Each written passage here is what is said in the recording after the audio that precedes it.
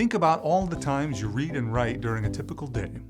Perhaps you read your work emails each morning before typing responses, or read through a cookbook before listing the ingredients you need to prepare for dinner.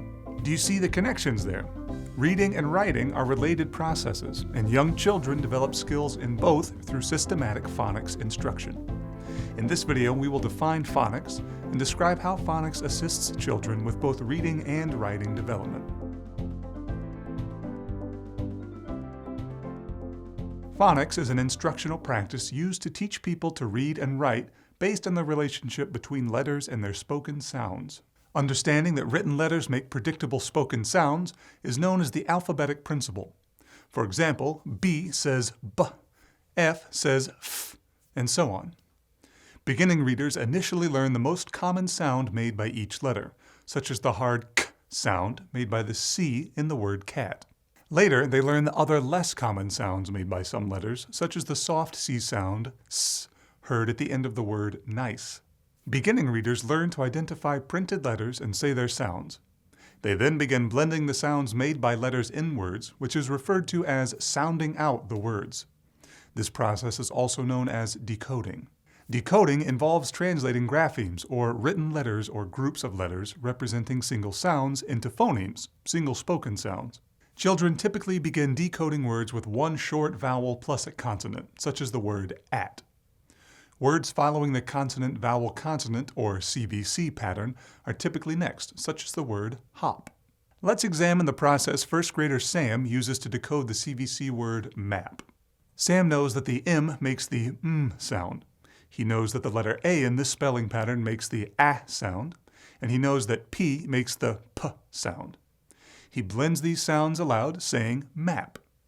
As he says each letter sound, he translates a written grapheme, a letter, into a spoken phoneme, the letter's corresponding sound. Children later learn the sounds made by consonant blends, which are groups of 2 or 3 consonants that blend together to make a sound while each individual letter sound is still heard. Examples include BL, which says bull, and FR, which says fur. For example, a beginning reader can decode the word spin by translating the written consonant blend SP into the sp sound and blending it with the I and N sounds made by the remaining letters. Sp, I, N says spin. 3-letter consonant blends, such as SPL, which makes the spul sound, are typically introduced after 2-letter consonant blends. Children also learn the sounds made by consonant digraphs, which are groups of consonants that form a new consonant sound when combined. Examples include TH, SH, and CH.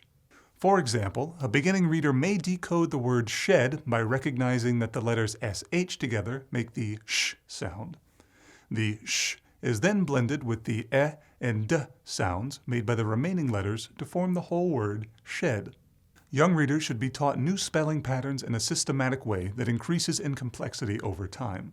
For example, children are often introduced to consonant digraphs at the beginnings of words, such as ship, before consonant digraphs at the ends of words, such as mash. There are several instructional practices teachers can use to help beginning readers decode words with these spelling patterns. When students encounter new words, teachers can ask what sound each letter, blend, or digraph makes. Students can then be encouraged to sweep their fingers from left to right under the words as they blend the sounds together. Students can also complete word sorts where they group words with similar sounds or spelling patterns. For example, they can sort words according to which consonant blends they start with. Not all words can be decoded by simply blending or sounding out all the letters. For example, the letter E in the word cake is silent. These spelling patterns should be explicitly taught and practiced so readers will recognize these patterns when they're encountered in new texts and know how to decode them. Some common spelling patterns that cannot be sounded out by simply blending all the letter sounds include consonant-vowel-vowel consonant words, such as boat and meat, and consonant-vowel-consonant E words, such as bake and note.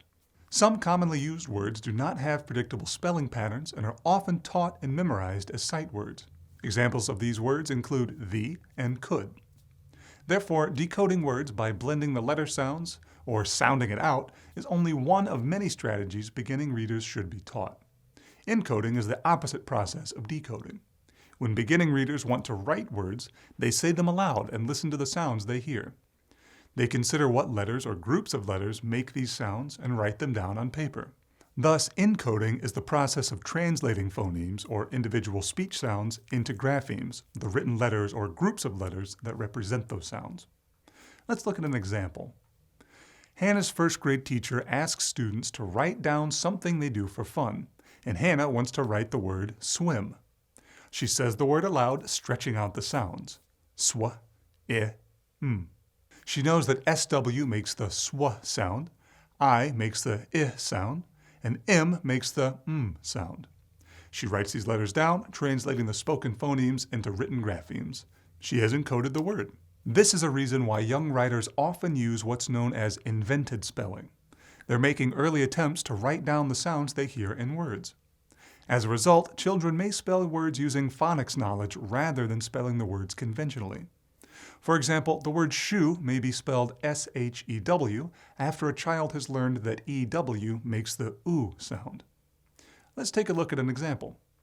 Noah, a first grader, is writing a sentence. The cat is tan.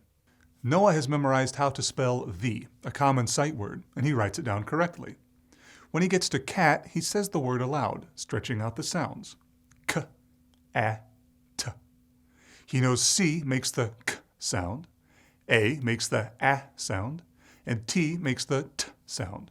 He correctly writes cat next. Noah comes to the word is. He says it aloud and writes down I-Z. He knows I makes the I sound, and Z makes the Z sound he hears at the end of the word. He's not yet memorized the conventional spelling of is. Finally, he says tan aloud, stretching out the sounds. T, A, n. He knows T makes the T sound, A makes the eh sound, and N makes the n sound. He correctly encodes the word tan. Invented spelling is gradually replaced by conventional spelling over time, and it's a typical part of writing development. There are many instructional practices teachers can use to help beginning writers encode words. They can encourage students to say words aloud, stretching out the sounds, and next they can ask, what sounds do you hear? What letters or groups of letters make these sounds? During modeled writing experiences, teachers can also demonstrate how they stretch out the sounds in words and match those sounds to their corresponding letters. Let's review what we've learned in this video. Phonics is an instructional practice used to teach people to read and write based on the relationship between letters and their spoken sounds. Phonics includes the alphabetic principle, or the understanding that written letters make predictable spoken sounds. Phonics also helps children with both decoding and encoding. In other words, it helps with both reading and writing. Decoding is the process of translating graphemes, or written letters or groups of letters representing single sounds, into phonemes, individual spoken sounds. Encoding is the process of translating phonemes, or individual spoken sounds, into graphemes, the written letters or groups of letters that represent those sounds. Phonics instruction should be systematic, with skills building upon one another over time. Okay, let's go over a review question before we go. Why is it important to teach students a variety of reading strategies, not just sounding out words using phonics knowledge? Some words, including many sight words, cannot be sounded out due to their spelling patterns. Readers benefit from knowing multiple strategies that work on a variety of word types, not just those that are easy to sound out. All right, that's all for this video. Thanks for watching, and happy studying.